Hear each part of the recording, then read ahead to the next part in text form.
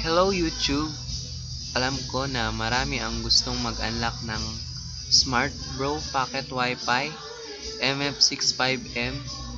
So this is my Smart Bro Pocket Wi-Fi MF65M.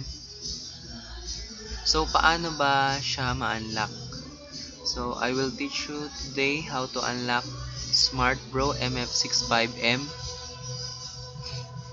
Ang unang kailangan gawin is makuha nyo ang 16 digits code ng inyong Smart Bro. So, paano ba makukuha yung 16 digit code na yon? So, kailangan nyong hanapin o search nyo sa Facebook si Sir Intoy Nartates. So, kailangan nyong bumili ng unlock code, 16 digit unlock code. So, ito ay hindi libre. So, ito ay may bayad. So, alam ko na afford nyo to kasi minimum amount lang siya, kaya nyo siyang bayaran. So, kontakin nyo siya sa FB. Again, Sir Intoy Nartates ang kanyang pangalan. Search nyo sa FB. So, ang pinaka-easiest method na payment na papadala nyo sa kanya is smart padala. So, less than 500 pesos ito. So, sa akin, nakuha ko yung unlock code ng 250 pesos only. So, ito yung Smart Bro Pocket Wi-Fi ko. So, kung nakuha nyo na yung 16 digit code nyo, so, punta na tayo sa procedure kung paano ma-unlock, kung paano siya ma-open line na pwede ng Smart Bro Pocket Wi-Fi, pwede nang ilagay ang TM SIM card or Globe SIM card. And syempre, kahit hindi pa na-unlock yung Smart Bro, pwede natin siyang lagyan ng Sun SIM kasi acceptable siya. Only Globe lang yung hindi niya nasasagap. Here's how to unlock.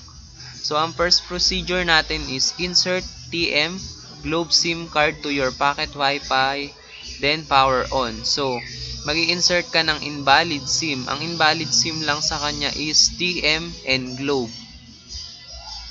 So, sa step 2, connect your CTA pocket Wi-Fi to desktop or laptop via USB cable. So, i-connect na natin sa ating laptop or desktop yung ating pocket Wi-Fi.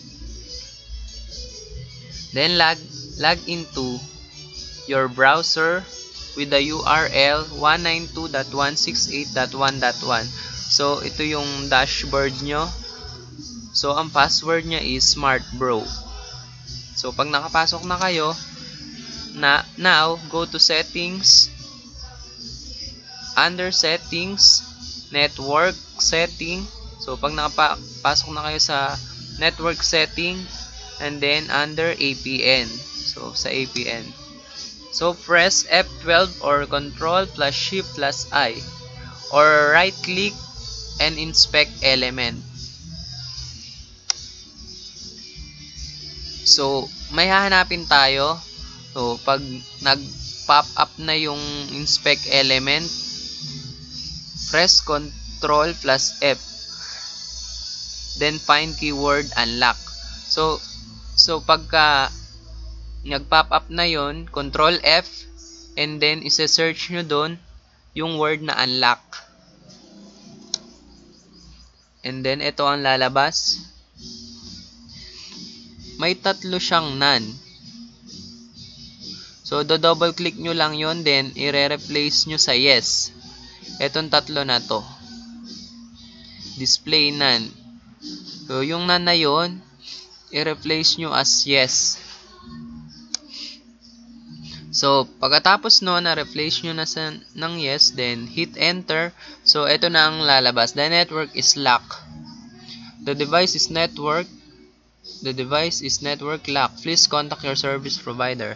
Ayan. Attempt left. Ayan. Please input unlock code. So, dito nyo siya sa i-input sa text box nya. I-input nyo yung 16 digit code, and then pagka na input nyo na, press OK. And then, yun lang. Unlock na yung inyong packet wifi. So, ganun lang kadali.